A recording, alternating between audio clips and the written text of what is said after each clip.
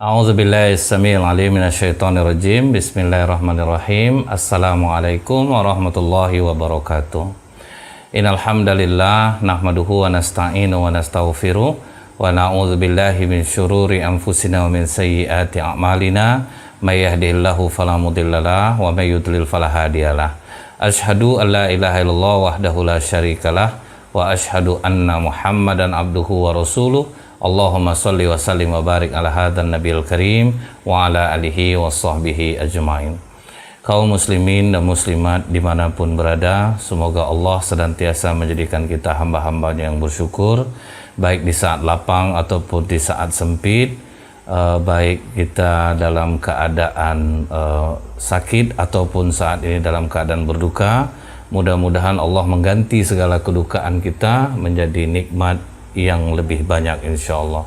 Bersolawat kita kepada Rasulullah sallallahu alaihi wasallam dengan ucapan Allahumma sholli ala Muhammad wa ala alihi washabihi wasallim. Semoga dengan banyak kita bersolawat kita akan mendapatkan syafaat di yaumil akhir kelak. Kaum muslimin muslimat yang saya muliakan, kita pada saat ini akan membahas tentang Nabi Sulaiman alaihissalam. Beliau ini adalah anak Nabi Daud alaihissalam, jadi satu zaman cuman beda rentang usia. Nabi Daud alaihissalam menjadi nabi dan raja bagi Bani Israel. Begitu juga dengan Nabi Sulaiman alaihissalam menjadi raja dan nabi bagi Bani Israel.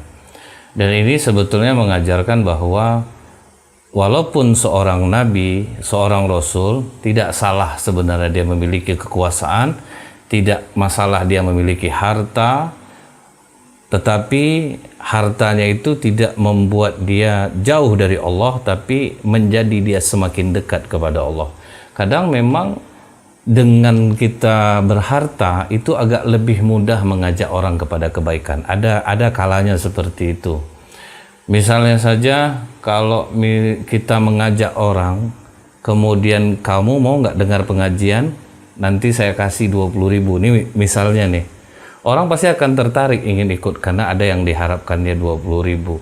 Walaupun 20.000, tetapi bagi sebagian orang ini suatu pancingan. Sama seperti sekarang ini banyak ceramah-ceramah agama, habis ceramah kita akan makan-makan. Nah itu kan lumayan rame yang ikut. Jadi tidak ada salahnya kalau kita memiliki harta, kemudian kita membawa harta kita itu untuk kebaikan. Seperti di kalangan para sahabat, Abu Bakar Siddiq kaya, jadi lebih mudah untuk mengajak orang karena dia dipandang orang, karena dia berharta.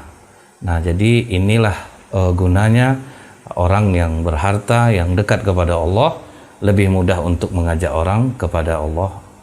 Ya, ini insya Allah seperti itu. Nah begitu juga dengan Nabi Sulaiman alaihissalam ini, tetapi mesti kita ingat, Nabi Sulaiman ini dia punya abang, nama abangnya itu Absalom.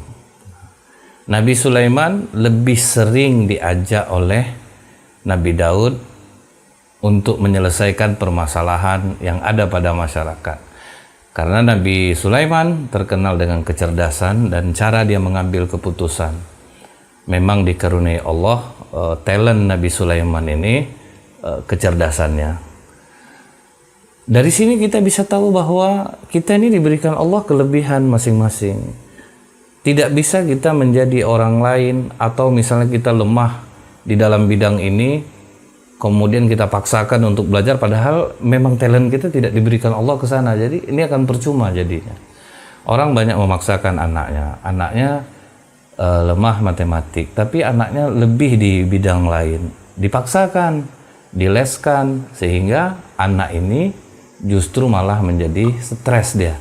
Dulu pernah kejadian anaknya dileskan matematik, padahal anaknya lemah di matematik. Akhirnya begitu anaknya ditanya siapa namanya, 8, di mana tinggalnya, 6. Ini dikarenakan apa? Karena dia dipaksakan untuk menguasai bidang ini. Kita masing-masing sudah diberikan talent oleh Allah. Temukan talent kita itu, dalami dia. Ini yang membuat orang akan berhasil dan dia akan ikhlas di dalam bidang dia.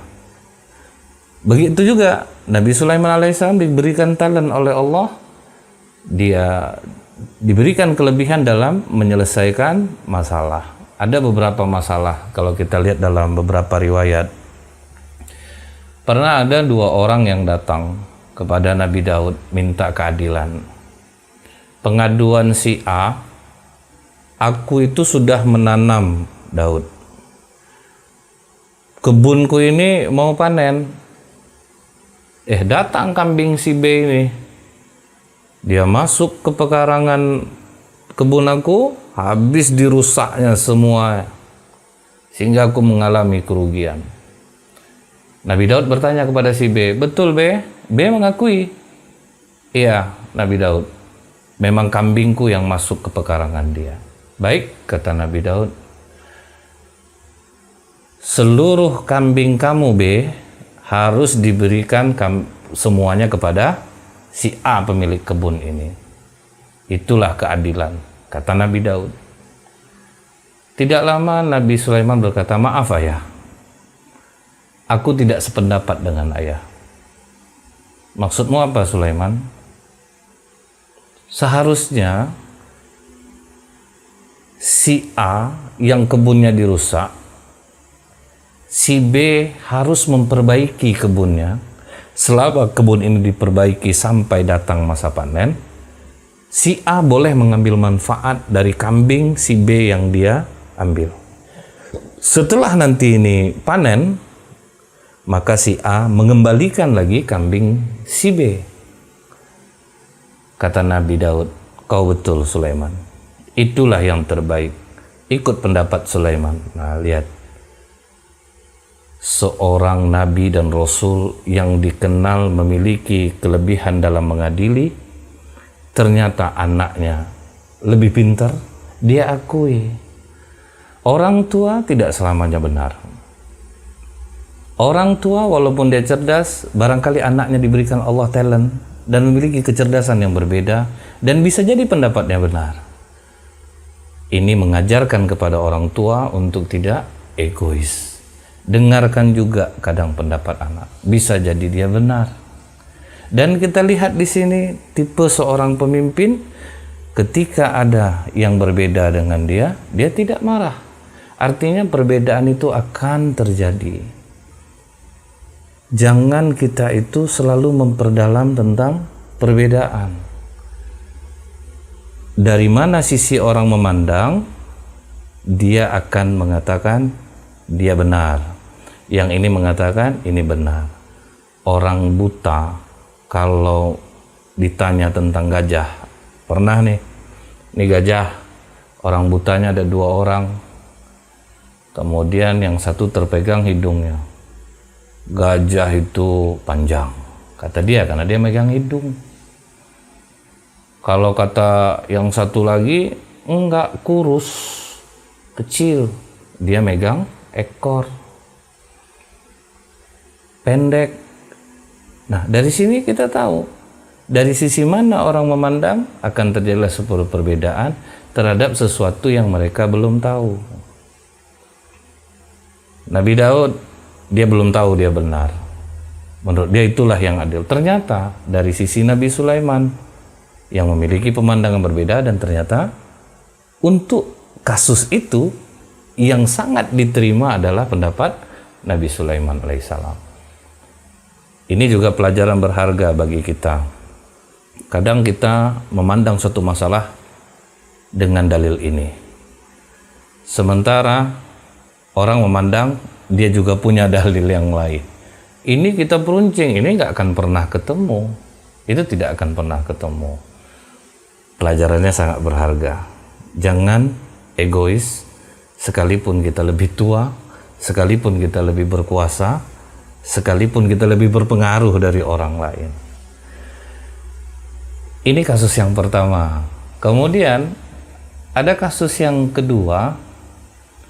Ada dua orang perempuan datang.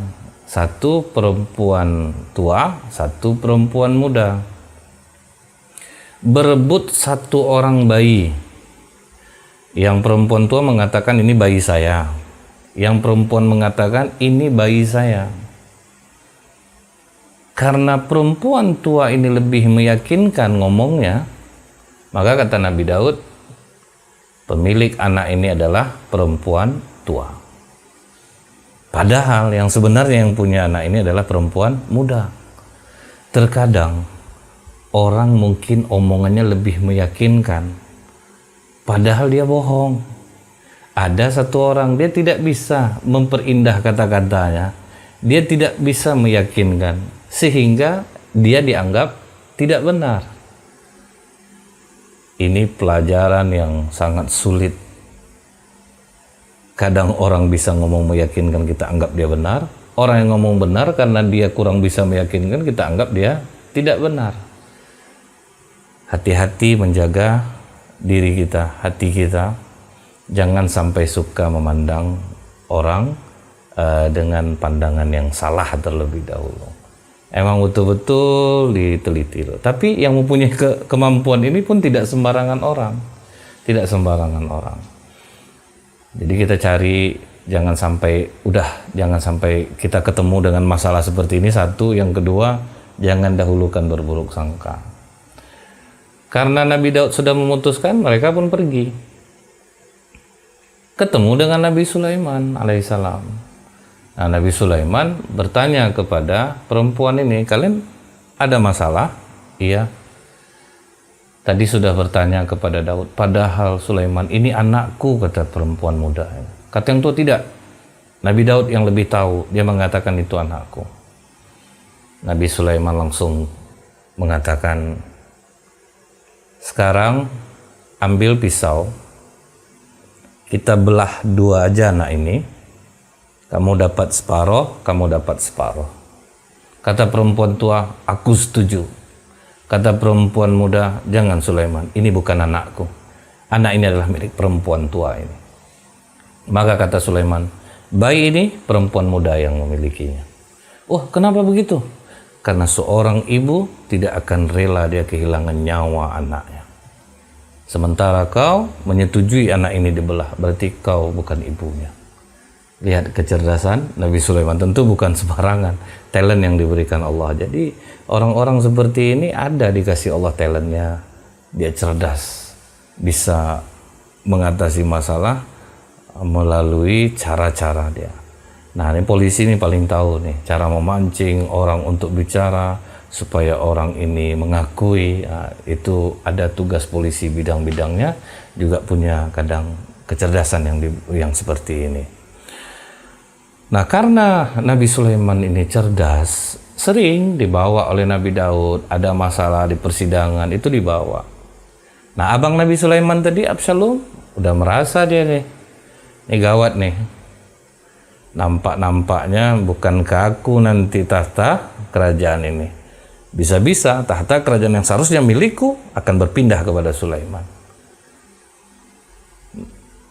Nabi Daud mengajarkan kepada kita, tidak ada urusan, oh ini yang paling tua, dia yang harus duduk. Tidak. Yang paling menguasai. Yang paling menguasai, itu yang dicari. Yang memang ahli dia memimpin. Itu karakter itu ada pada Nabi Sulaiman. Sudah dilihat Nabi Daud. Sudah ada. Jadi bukan berarti, oh ini yang paling tua, dia akan menduduki kerajaan. Tidak. Jadi tidak seperti itu cara Nabi Daud memilih. Dia pilih yang paling cerdas. Yang memang berkompeten untuk bisa memimpin Bani Israel. Akhirnya Absalom membuat sebuah rencana. Setiap kali ada orang punya masalah, dia yang duluan maju. Nah, ini pencitraan nih. Dia yang duluan maju, dia bantu masyarakat, dia turun ke masyarakat. Sampai akhirnya masyarakat semua yang awam terpesdaya oleh Absalom. Politik seperti ini akan terus ada. Dia ingin berkuasa, kemudian dia buat, padahal ada orang yang lebih pantas, dia takut, dia mulai masuk ke sana, masuk kemari. Ya kita lihat lah, kalau ada orang ingin duduk di suatu jabatan, pasti itu sebelum menjabat dia datangi kita, dia ramah, dia ajak orang ngumpul, dikasih hadiah. Akhirnya orang, wah ini bapak ini boleh nih kita pilih nih, ibu ini boleh kita dudukkan ini. Tapi setelah dia duduk, dia nggak pernah lagi datang untuk mengunjungi orang-orang yang memilih dia. Nah, ini Absalom nih. Absalom pada masa sekarang ini banyak. Gitu. Sebelum dia dipilih, dia turun, dia selesaikan masalah orang, dia bantu. Ini nomor HP saya. Begitu duduk, nomor HP langsung tidak bisa lagi dihubungi, WA tidak lagi dibalas. Ya, seperti itu. Absalom ini sejarah, tetapi ada pada masa sekarang. Akhirnya Absalom kudeta. Dia kudeta ayah kandungnya sendiri. Kalau kita ingat lagi kajian dalam kitab Qisasul Anbiya karya Ibnu Katsir rahimahullah. Ketika Allah memperlihatkan anak cucu keturunan kepada Nabi Adam alaihissalam, Nabi Adam sempat heran melihat ada satu keturunannya yang bercahaya mulutnya. Kemudian Nabi Adam bertanya kepada Allah, "Ya Allah, siapa anak cucuku yang bercahaya mulutnya ini?" Kata Allah, "Daud." Nabi Adam memiliki mukjizat yang jarang terekspos. Dia bisa mengetahui jatah umur keturunannya itu lewat keningnya. Waktu itu Nabi Adam melihat kening Nabi Daud umurnya 60 tahun. Syukurnya kita sekarang tidak bisa saling melihat. Kalau sempat bisa melihat, kita mungkin akan ngomong ke kawan kita, 2 minggu lagi umur kau 2 bulan lagi, kau lumayan lama nih, 1 tahun lagi nih. Alhamdulillah kita tidak dikasih seperti itu. Nah, Nabi Adam bisa melihat. Waktu dilihat Nabi Adam umur Nabi Daud 60, kata Nabi Adam, "Ya Allah, umur aku kan ada 1000. Boleh enggak aku kasih 40 tahun kepada Daud?" Kata Allah, "Boleh." Dikasihlah umur Nabi Adam 40 tahun kepada Nabi Daud. Nabi Adam jatah umurnya jadi 960 tahun. Waktu Nabi Daud dikudeta itu umur 60 tahun. Seharusnya Nabi Daud mati. Tapi karena ada umur Nabi Adam yang diberikan 40 tahun, Nabi Daud berhasil melarikan diri. Jadi Nabi Daud tidak melawan. Karena anaknya mengkudeta dia, Nabi Daud pergi dengan orang-orang yang dekat dengannya, pengikut-pengikut Nabi Daud. Kemudian Nabi Daud menyusun siasat. Ada pasukan khusus Nabi Daud, diperintah oleh Nabi Daud, kalian rebut kembali kerajaan itu, tetapi usahakan jangan sampai anakku Absalom terbunuh. Masih ada rasa sayang seorang ayah kepada anaknya. Tapi qadarullah, Absalom melawan dan akhirnya Absalom terbunuh. Kembalilah Nabi Daud memegang kekerajaan sampai umur 100 tahun. Tentu kita sudah tahu, setelah Nabi Daud wafat, maka kerajaan diteruskan oleh Nabi Sulaiman alaihissalam. Waktu dengan Nabi Sulaiman alaihissalam ini, Allah banyak memberikan kelebihan kepada Nabi Sulaiman dan Nabi Daud ini. Kalau kita lihat dalam surah An-Naml, di sini kita bacakan artinya saja. Dan sesungguhnya kami telah memberi ilmu kepada Daud dan Sulaiman. Ingat, yang ngasih kita ilmu adalah Allah. Jangan kita anggap karena kita rajin belajar kita dapat ilmu, tidak. Ilmu Allah yang memberikan ke kita. Jadi jangan sombong. Kita diberikan kecerdasan, itu Allah yang ngasih. Belajar itu hanya 1%. Yang nolong masuk itu 99% itu Allah. Jangan sombong. Kalau kita dikasih ilmu, Allah yang ngasih kita ilmu. Dulu ada dokter kandungan. Dia menganggap banyak orang di klinik dia karena kemampuan ilmu dia lah yang mengeluarkan bayi dari perut ibunya. Ternyata masuk seorang perempuan udah 3 hari tidak keluar bayinya. Udah diinduksi, udah macam-macam yang dilakukan oleh dokter kandungan, ternyata tidak bisa keluar. Obatnya apa?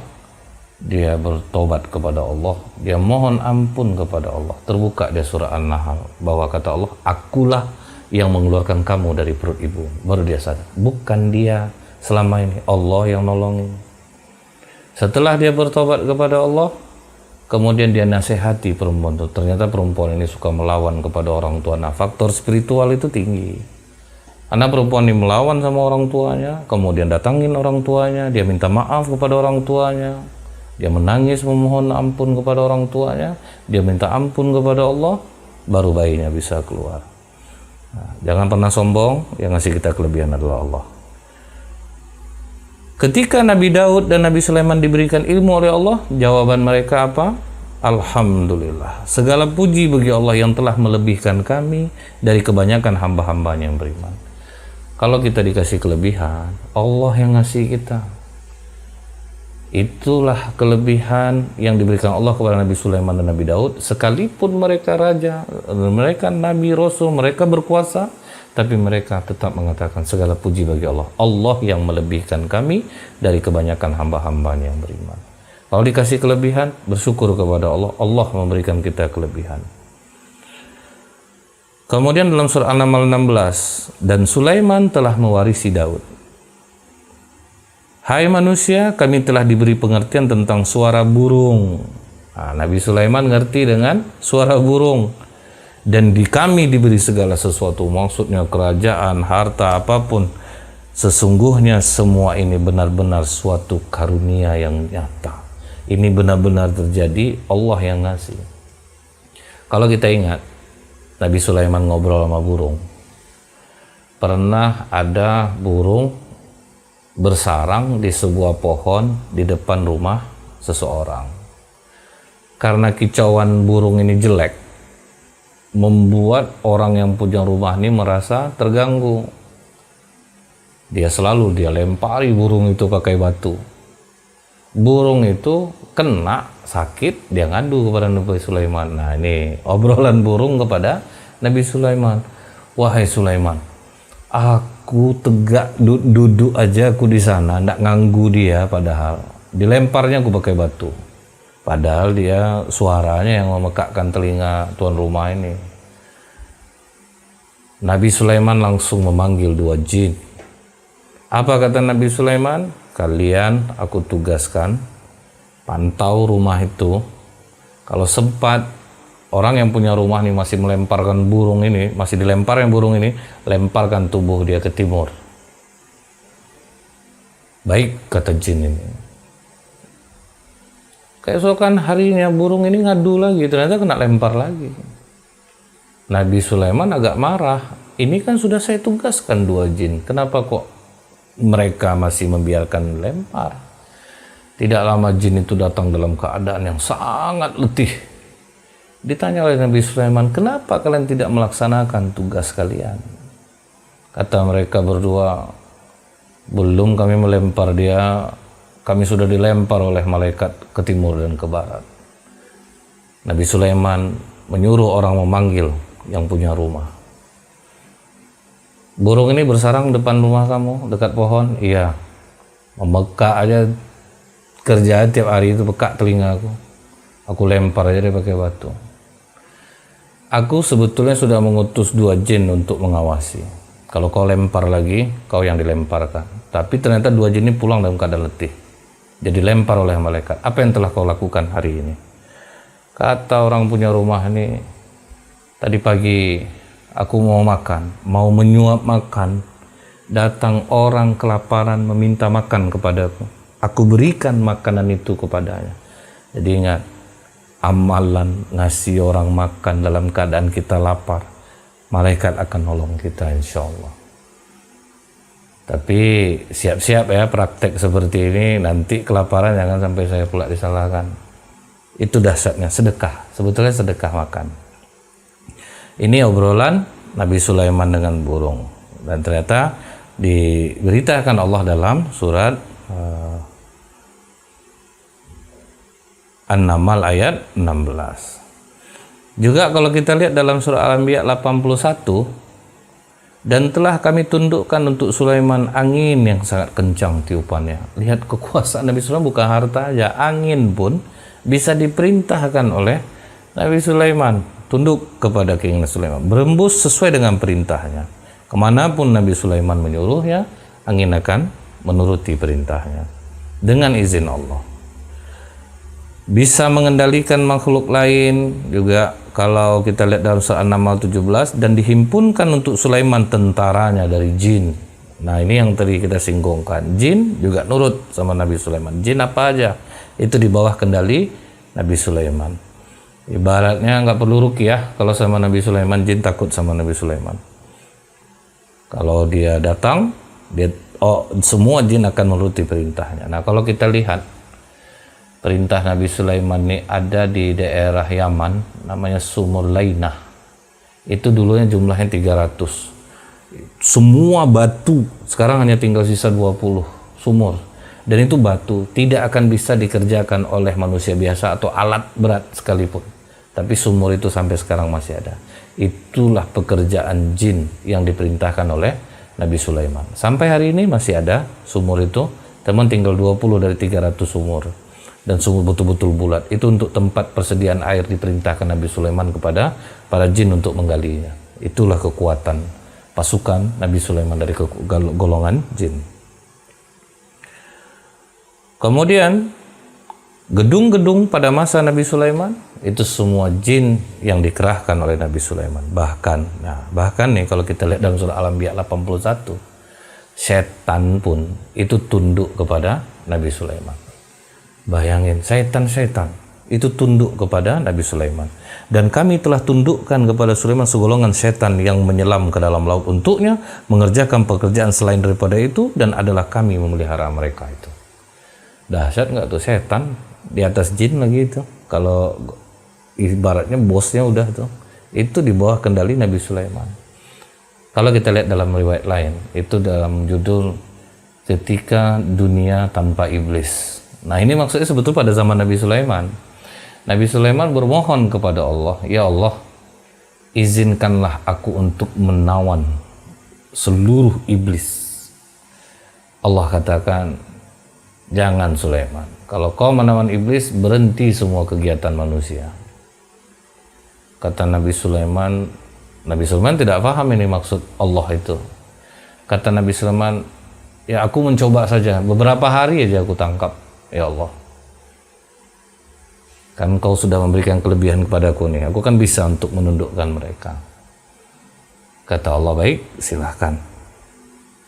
Iblis seluruhnya ditangkap oleh Nabi Sulaiman. Setan-setan semua ditangkap oleh Nabi Sulaiman. Di kerajaan Nabi Sulaiman, itu satu kali masak ratusan sapi yang harus dipotong tiap hari. Karena itu untuk juga rakyatnya, dibagi semuanya. Nabi Sulaiman memberi makan karena kerajaannya itu besar, bukan untuk di sana mencakup banyak wilayah. Jadi masaknya tuh banyak, nanti angin yang niupkan ke sana, ngantarkan ke sana, jin yang ngantar ke situ. Pas pagi hari setelah iblis ditangkap, Nabi Sulaiman memerintahkan pembantunya untuk ke pasar. Coba beli bahan-bahan makanan. Semua pasar tutup. Sampai sore tutup. Nabi Sulaiman keesokan harinya menyuruh lagi, coba pergi lagi ke pasar. Tutup, hanya minum air saja lagi. Orang semua di kerajaan. Nabi Sulaiman bertanya kepada Allah, ya Allah, kenapa jadi seperti ini?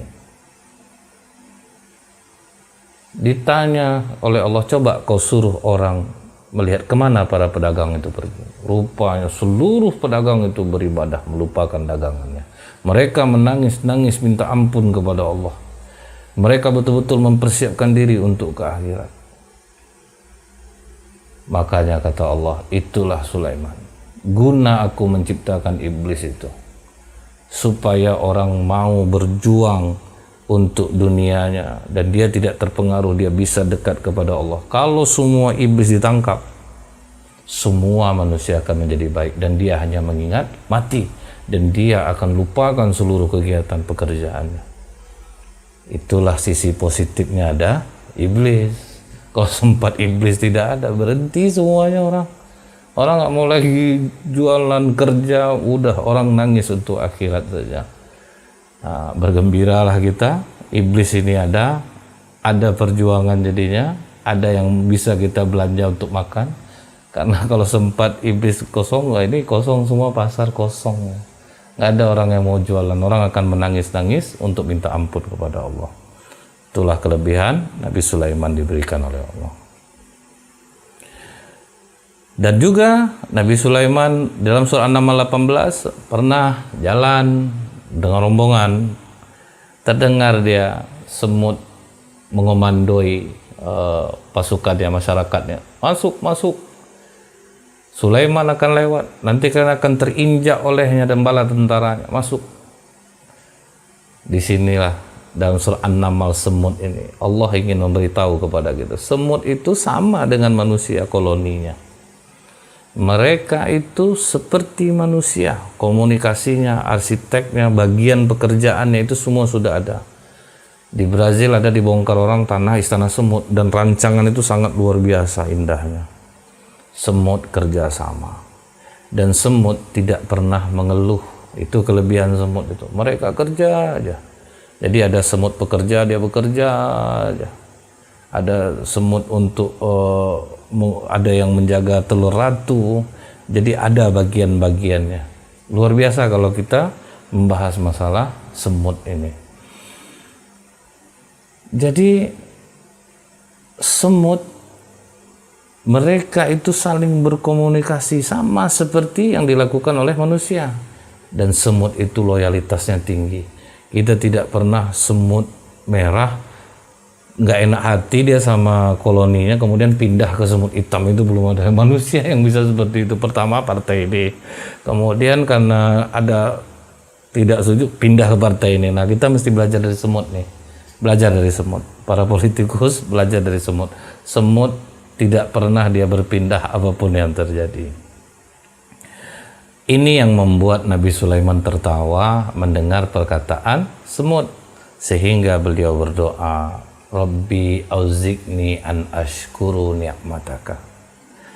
Ya Allah, berikanlah aku ilham untuk tetap mensyukuri nikmatmu. Jadi kita minta kalau tolong ilhamkan rasa syukur ke hatiku ini ya Allah. Karena kita ini nggak akan bisa bersyukur tanpa Allah yang mengilhamkan. Itu dalam surah An-Naml ayat 19. Rabbi auziqni an ashkuru ni'mataka allati an'amta alayya wa ala walidayya. Yang telah kau anugerahkan kepadaku dan kepada kedua orang ibu bapakku. Rabbi auziqni an ashkuru ni'mataka allati an'amta alayya wa ala walidayya wa an a'mala shalihan tardahu wa adkhilni bi rahmatika fi ibadikas sholihin. Masukkanlah aku dan karuniakan aku untuk dapat mengerjakan amal soleh yang kau ridhoi. Jadi kalau kita sering baca doa ini dalam surah An-Naml 19 ini, kita minta kepada Allah, jadikanlah apa yang aku kerjakan ini ya Allah semua yang kau ridhoi saja, dan masukkanlah aku ke dalam rahmatmu, dan masukkanlah aku ke dalam golongan hamba-hambamu yang soleh. Waktu Nabi Sulaiman melakukan perjalanan, ada yang bilang ke San'a di Yaman. Waktu dia mengumpulkan tentaranya, jadi Nabi Sulaiman ini mengumpulkan tentaranya itu dari jin, kemudian setan, manusia, burung, pokok binatang-binatang.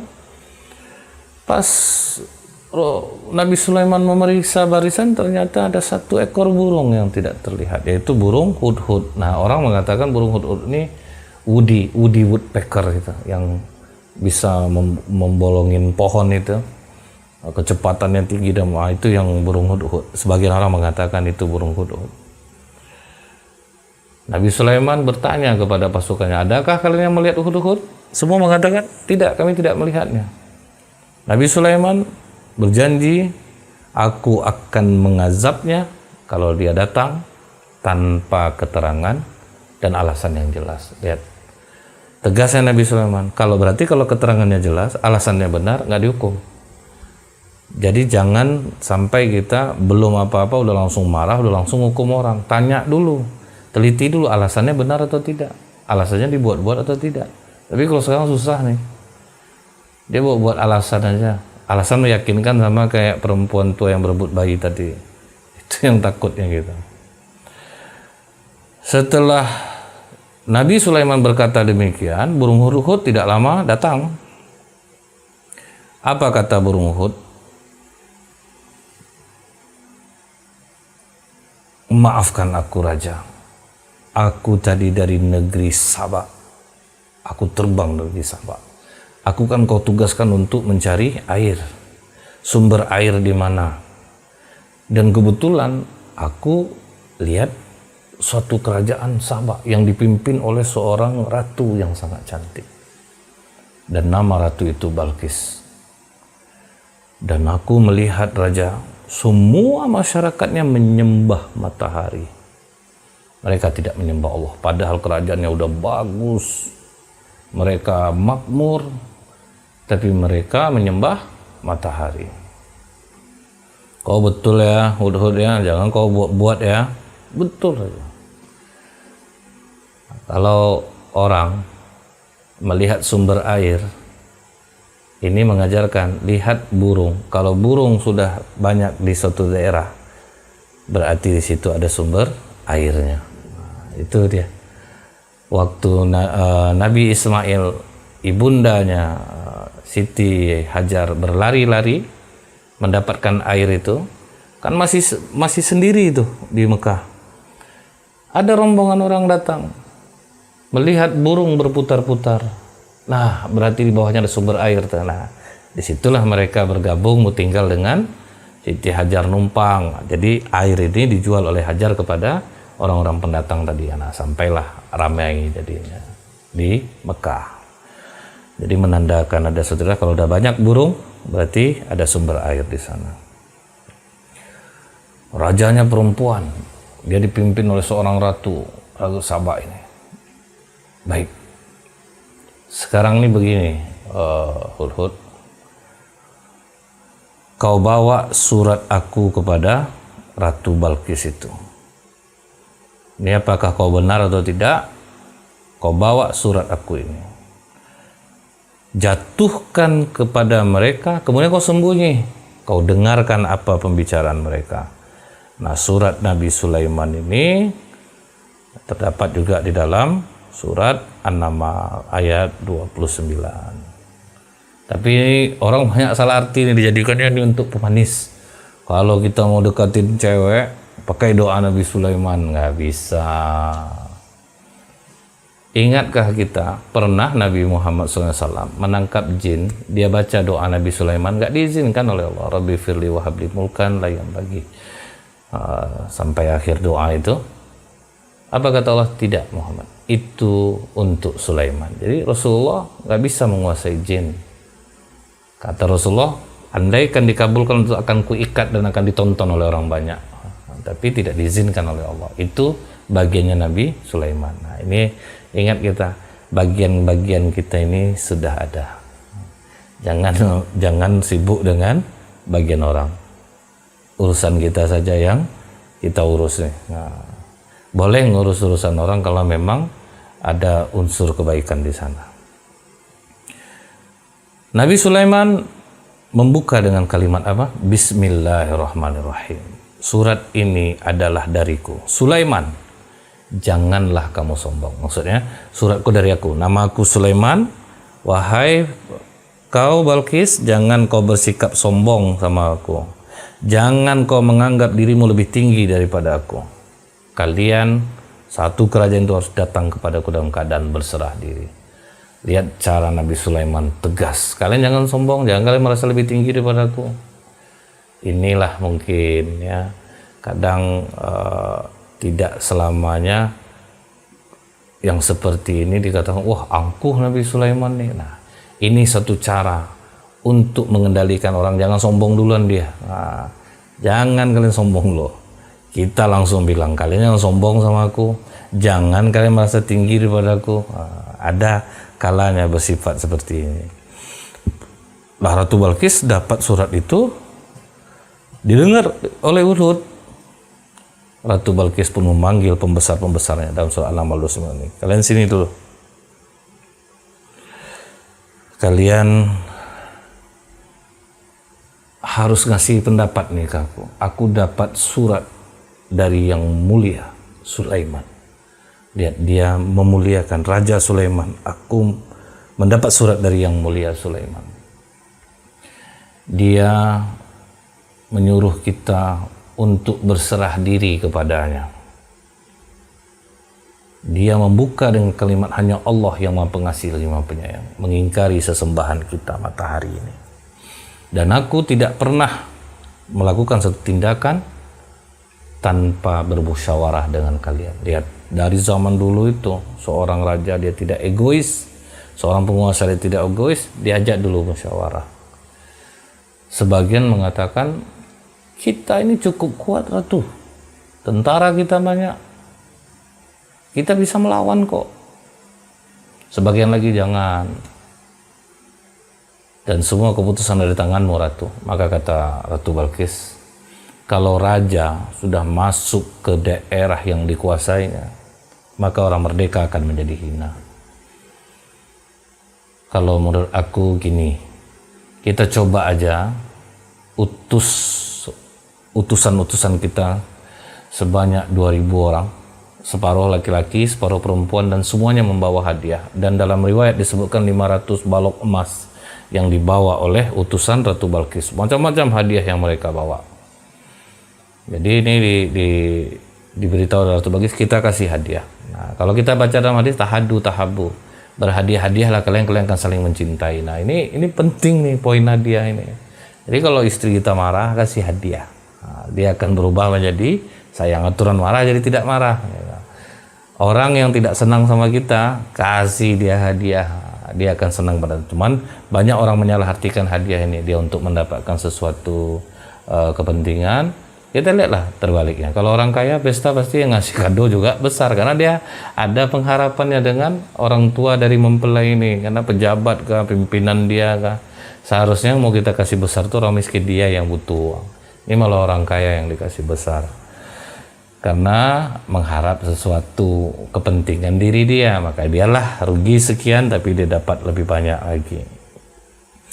Ini didengar oleh Hudhud. Nah, Hudhud membocorin ke Nabi Sulaiman. Apa kata Hudhud? Mereka akan datang dengan mengirim 2.000 utusan, membawa hadiah yang bermacam-macam, dan tersebut di dalam hadiah itu ada parfum, juga ada minyak ambar, ada minyak kesturi, juga balok emas, macam-macam. Maka kata Nabi Sulaiman, oh mereka ingin ngasih aku hadiah. Dan dia juga mengatakan begini, Sulaiman, kalau dia seorang raja maka dia akan menerima, tapi kalau dia seorang nabi dia akan menolaknya. Jadi ini juga tes dari Ratu Balqis dan disampaikan oleh Hudhud kepada Nabi Sulaiman. Maka Nabi Sulaiman perintahkan seluruh pasukannya, semua jin bangun dari batu bata emas, semua dirombak istana Nabi Sulaiman yang sangat luas, bangun dari emas, perak, mutiara, dan anak-anak jin disuruh cari binatang-binatang yang aneh-aneh untuk kita letakkan di sini. Bekerja semua dengan waktu yang sebentar.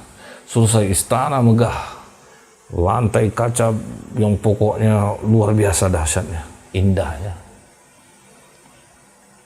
Maka datang utusan-utusan itu. Udah berapa bulan perjalanan datang mereka membawa hadiah. Kata Nabi Sulaiman, kalian mau ngasih aku hadiah, nggak nengok kalian nih, emas aja di tembok sama aku ya. Kalian datang bawa ini untuk aku. Nah, aku terima balik semua. Kalau nggak datang ratu kalian, aku hancurkan negeri kalian. Bawa semua hadiah kalian. Nggak diterima oleh Nabi Sulaiman. Disitulah Ratu Balqis yakin bahwa ini dia adalah seorang nabi.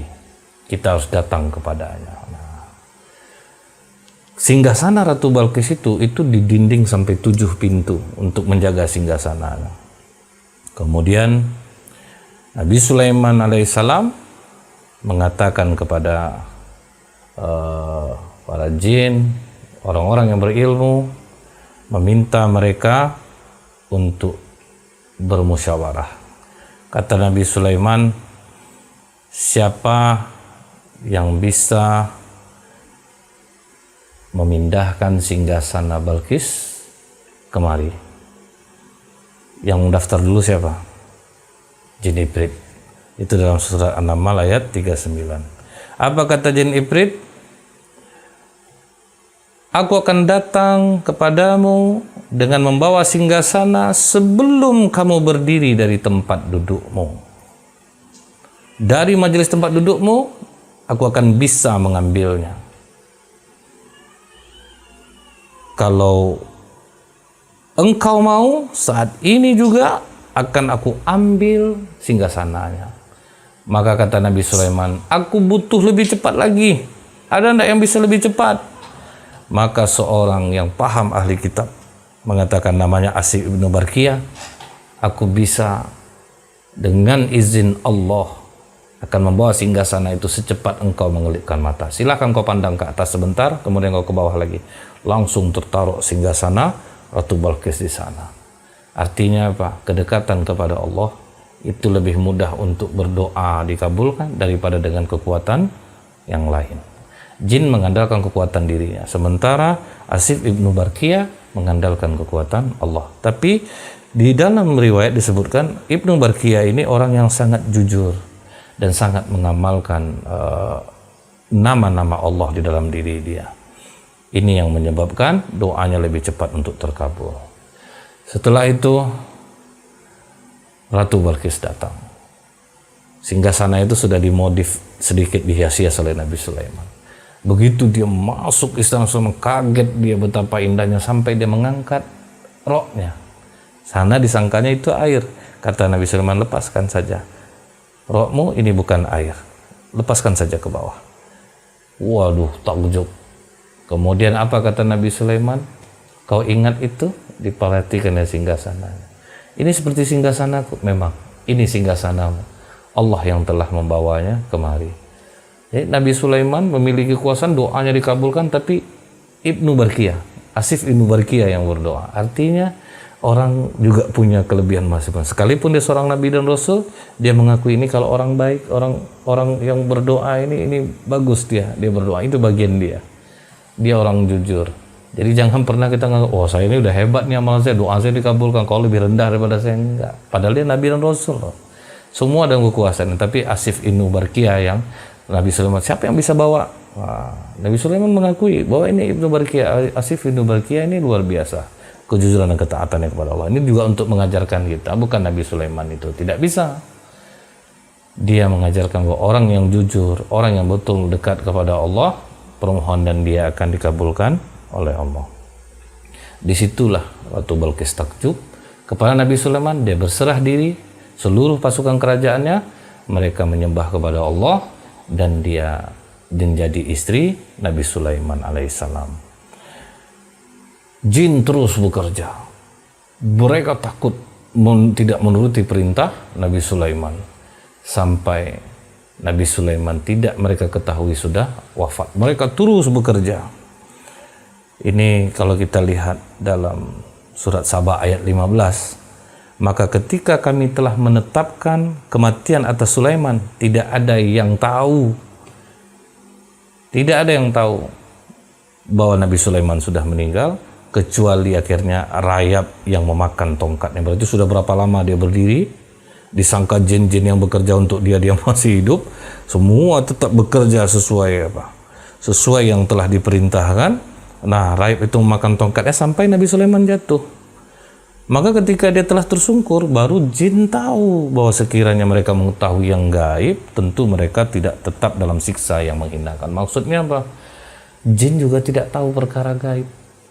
Sehingga dia tidak tahu. Nabi Sulaiman, kalau tahu aku tidak akan mau aku serah jin ini kerja, mau aku diazab oleh Nabi Sulaiman, suruh kerja ini, suruh kerja itu. Artinya apa? Jin pun tidak mengetahui perkara gaib. Inilah kisah Nabi Sulaiman alaihissalam. Mudah-mudahan banyak pelajaran yang bisa kita ambil dari sini. Semoga bermanfaat. Subhanakallahumma bihamdika asyhadu alla ilaha illa anta astaghfiruka wa atubu ilaik. Assalamualaikum warahmatullahi wabarakatuh.